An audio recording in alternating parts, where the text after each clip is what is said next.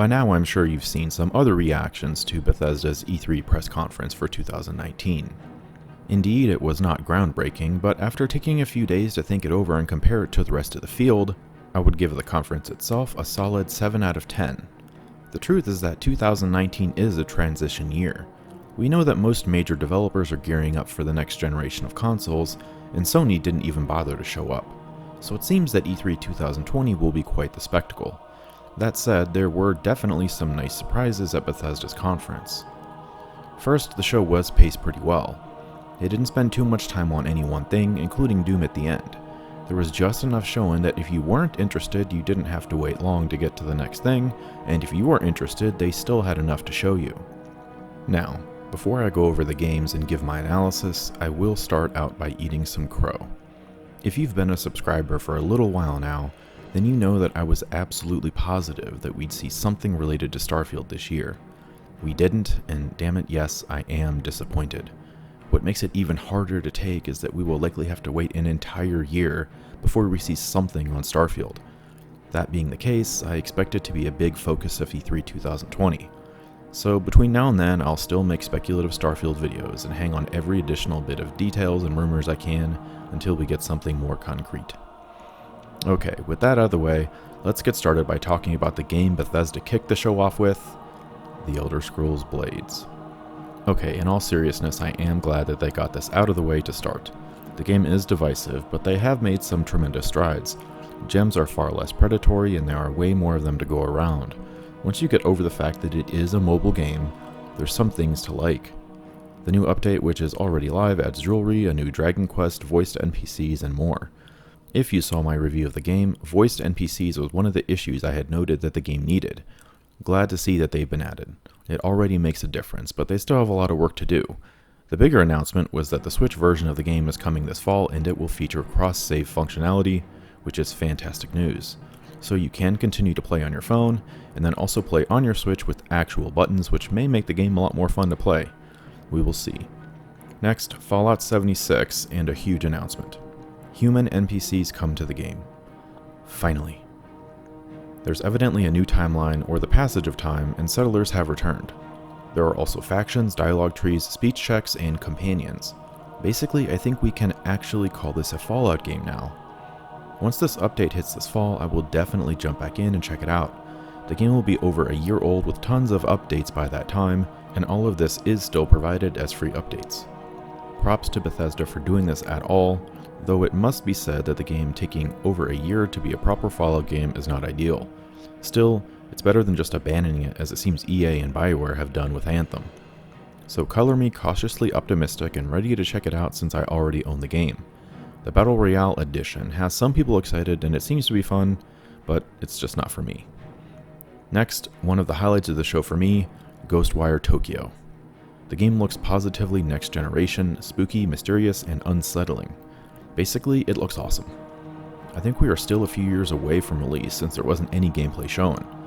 Also, the developers were extremely enthusiastic about this game, especially Ikumi Nakamura. In fact, I spoke with her after the event and she was just as excited and humble then as she was on stage. You can tell that she is passionate about this game, so I am really looking forward to seeing more. Following Ghostwire Tokyo, we got some announcements for Elder Scrolls Online, which is adding Dragonhold and Scalebreaker expansions, so if you're into ESO, and it seems there are a ton of people that are, this is good news for you. More dragons for everyone. One of the more controversial parts of the show was the Commander Keen reveal. This is an ancient Bethesda IP, and I actually spoke with Kira Schlitt, who you saw reveal the game on stage. She informed me that Commander Keen is the father of Doomguy, and BJ Blazkowicz is Commander Keen's grandfather. I feel like I've heard this or part of this before, but it was really top of mind for her. More importantly, she was very passionate about the game and really wants people to try it. She was keenly aware of the reaction to it on social media too, which was interesting given it had just been revealed. Still, it is a free mobile game, and if the developers are this invested in it, I'll give it a shot. I understand most people aren't interested, but actually going to this event and speaking with people who work on these games gives you a bit of a different perspective. Next, Bethesda covered new stuff for Elder Scrolls Legends and a Rage 2 expansion. If you're into those games, this is all good news. Rage 2 adds new story content as well, which is good news considering it is a single-player game. You can also replay enemy strongholds now, which should add to replayability. Wolfenstein Youngblood continues to look good. They reinforce the idea that you can play it solo, so I'll be picking it up on Switch to check it out. I love the banter between the two girls. The game just looks fun. Deathloop looks really interesting, but Bethesda sold it short at first with the weird concept art. Once the trailer actually started, I had to get re-hyped because it looked so different from what they started with. The concept looks unique, but there was no gameplay shown. Again, if I had to guess, this is probably a next-generation game, so we have some time to wait before we get to see it. Between this and Ghostwire Tokyo, I think this put Bethesda's press conference among the top tier of conferences this year. These look like ambitious brand new IPs trying to do something we haven't seen before, so you have to applaud that. Doom Eternal was obviously the star of the show. It looks more fun and frenetic than ever. I'll be picking it up on Switch as well as on PC.